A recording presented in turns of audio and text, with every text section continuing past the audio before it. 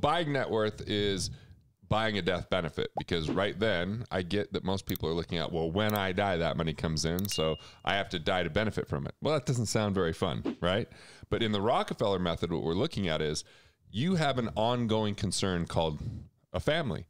And if you want to leave money for future generations, I'm not really looking to just leave money for my kids and grandkids and great-grandkids. I'm looking to create opportunity so that when they want access to cash, they're not going through all the private institutions and paying the interest there. They're paying interest into something that will benefit their heirs in the future as well.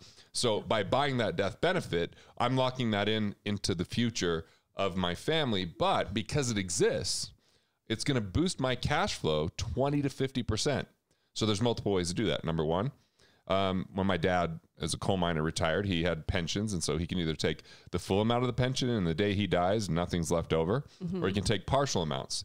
20% less, 30% less, up to 50% less, to say, well, there's a guaranteed amount of time it will come out, or it'll pay, my mom if he died before her.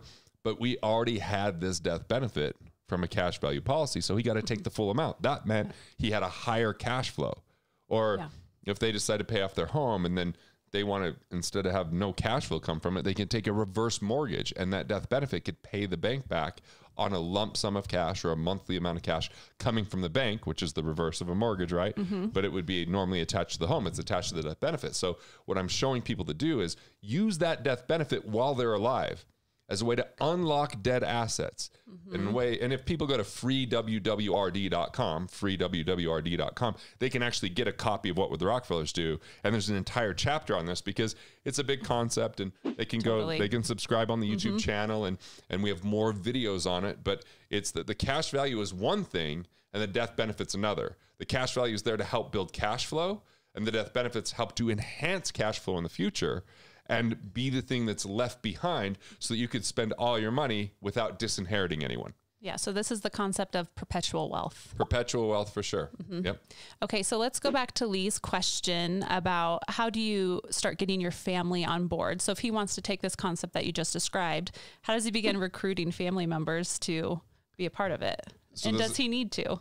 So this is crazy. 2 days ago, I'm walking the streets of Antigua, Guatemala, and someone I met, I don't know how many years ago, but definitely right when Killing Sacred Cows came out, before he's even published. His name's Pablo, and he's a chef, and he's just driving by on the streets of Antigua. He's like, Garrett, and he tells me that his parents were like, hey, we're reading this amazing book. It's called What Would the Rockefellers Do? Oh, and he never, and so obviously something like that, free WWRD, is you can actually have them take a look and take a peek. Sometimes I find with family, it's best for them to hear outside of the family that it's a good idea than inside of the family. Yeah. So that's super helpful, but it really starts with the individual. So you'd start, like I would start with me.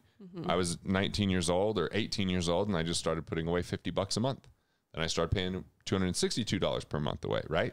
And then I just kept doing more and more as I increased my income. So it began with me. Then when I got married, we got, policy on Carrie, my wife, and then now we have policies on the kids. And I sat down with my parents. It took me a long time to convince my mom on the whole concept of what we're doing, but now she's bought into it. So a lot of it has to do with education and conversation, but leading by example is by far the biggest way, and progress over perfection. It doesn't matter how much you put away, it just matters that you're doing something. Yeah.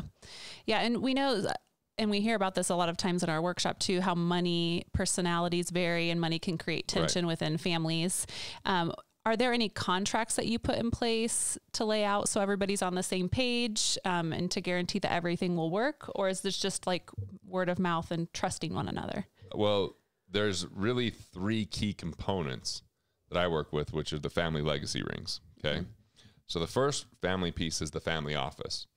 This is a big part of the Rockefeller method because the Rockefeller family had so much wealth that they hired their own financial team that only worked for that family. That's where the name family office came from, right? So they had attorneys and accountants and fiduciaries and investment advisors. One cohesive team working. Cohesive team working on their behalf.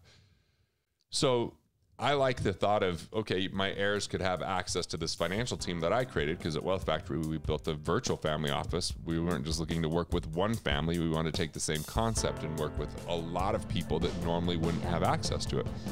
So a family office is critical because I've already got my kids, where they're learning about it, and They're going to be coming to some of those meetings, and even though they're 12 and 14. Want to master your money?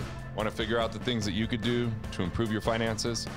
Click here and check out more videos like this on Money Matters.